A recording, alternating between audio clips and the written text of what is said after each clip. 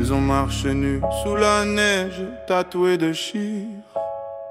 Des familles entières effacées par la cendre et le lit.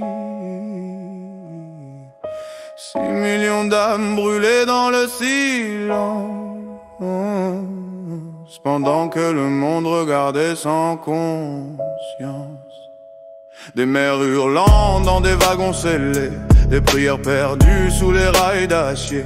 Et quand le vent a tourné, quand les armes se sont tues, on leur a dit rebâtissez, c'est votre salut. Les survivants ont prié, ont reconstruit, mais la douleur s'est changée en mépris. L'enfant du ghetto est devenu soldat, le cœur fermé par la peur, pas par la foi.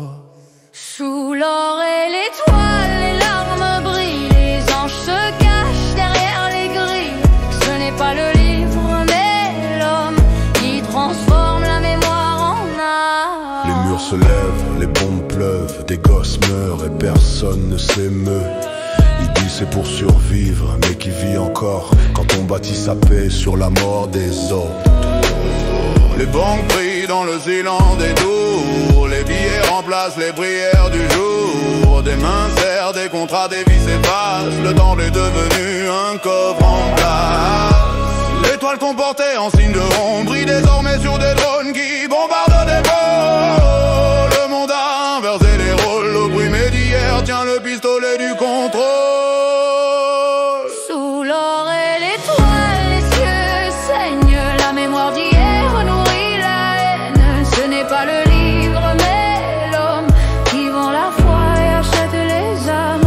Où est Dieu quand un enfant de Gaza crie? Où est la Torah quand la bombe s'abat la nuit? Où sont les prophètes quand le mur se dresse et que la justice prie dans l'indifférence? On a confondu foi et territoire, espoir et victoire, paix et pouvoir. Les rabbins bénissent des missiles d'acier pendant que la charité meurt étranglée. L'homme se cache derrière les versets, mais Dieu lui n'a jamais demandé ça. Ce n'est pas un peuple qu'on accuse ici, mais les monstres qui se cachent parmi lui. Sous l'or et l'étoile, les anges s'effondrent, la lumière du temple éclaire les tombes. Ce n'est pas le livre, mais l'homme qui a volé la paix aux hommes. Les cris des camps résonnent dans les murs modernes, les fantômes de Varsovie crient à Jérusalem, les cadavres murmurent au milieu du vacarme. Les livres n'ont jamais prêché la guerre. Ce sont les hommes qui en ont fait leur arme. Des enfants jouent dans la poussière d'un mur sans fin. Des mères prient pour qu'un jour on tende la main.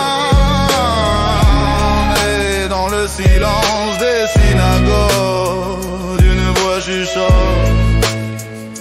Ce n'est pas le livre, mais